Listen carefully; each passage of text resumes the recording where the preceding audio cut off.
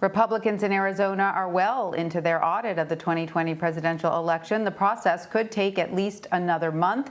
The state Senate has been recounting ballots in Maricopa County, which includes Phoenix. The premise of the audit is based on former President Trump's lies about his 2020 election loss. The recount cannot change President Biden's victory in the Grand Canyon state, but some fear what its implications on election integrity might be. Arizona Secretary of State Katie Hobbs is among those voicing concern. The first-term Democrat oversees certifying the state's election results. Last week, Hobbs sent a letter to former GOP Secretary of State Ken Bennett, who is overseeing the audit. She urged the state Senate to adopt laws and procedures designed to ensure accuracy, security, and transparency, or stop the recount. We have Katie Hobbs with us today. She joins us from Phoenix. Secretary, welcome. Great to have you with us. Tell us some of your specific concerns with how this audit is being conducted. Do you believe that it is violating election law? Well, what we know from what we've been able to see, having our expert observers in the room and the procedures that the cyber ninjas released about how they're conducting this audit, number one, there is certainly not adequate security, both in terms of how the ballots are being stored and the chain of custody of the ballots. There's not adequate security around equipment. And certainly the procedures seem to be very not up to par in terms of how you would conduct any type of post-election audit if you wanted to verify election results. There are concerns about the screening of people who are in there counting the ballots. This is a highly partisan effort, so it's not independent by any means at all. So there are numerous concerns. Most of all, the procedures that we're seeing being carried out are undermining any type of valid result that you would get from this audit.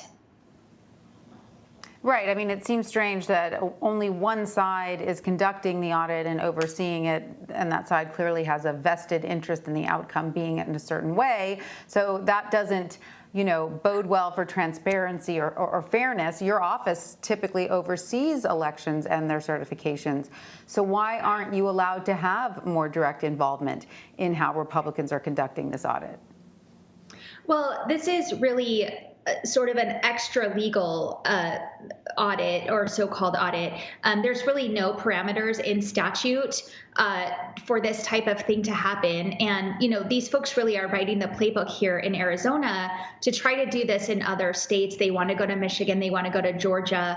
And really, it's an exercise intended to continue to undermine the public's confidence in our elections, to continue to tout the big lie and to undermine the integrity of our elections. It isn't about finding real and valid results. We already know that this election was free from fraud, that was found in all of the post-election audits that we conducted according to statute and in 9 post-election lawsuits. And so we had to go to court in this case to fight to get any kind of transparency, including the procedures that were released by the company doing this and allowing press in and allowing our expert observers. If the court hadn't ordered those 3 things, there's a lot about this that we wouldn't know. But we've been able to share the concerns that we have because the court ordered that level of transparency. And tell us, we understand that this audit has even become a threat to your own personal safety? Yeah, certainly not the first time in the last 6 months this has happened. There were escalating threats against myself and my family right after the election, before the results were certified. I had armed protesters outside of my house. And again, this rhetoric is ramping up. We've received different threats both in our office and directly to us on social media. So I do have a security detail again as a result of that. Well, that's good that you have security because that's obviously unacceptable. Let's talk big picture. What concerns do you have about potential precedents that could be set by this audit? right? I mean, this is clearly unprecedented. We've never seen in the United States of America, where we have free and fair elections as the cornerstone of our democracy. And in that system, there's winners and losers, and the loser accepts the result and moves on. This is unprecedented, and it's not sustainable to think that this would be the future of how we handle elections. And so I certainly think that states across the country are probably looking at their statutes around post-election audits and how to sort of prevent this type of thing from happening in the future.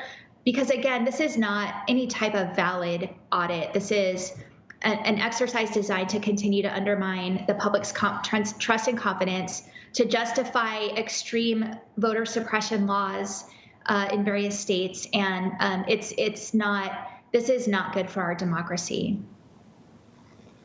I can't help but think that Republican Liz Cheney, who, as you know, was recently ousted, said it best when she said this is a poison in the bloodstream of our democracy, which kind of gets to the heart of it. Well, Arizona Secretary of State Katie Hobbs, thank you so much for joining us. We appreciate your time. Thank you.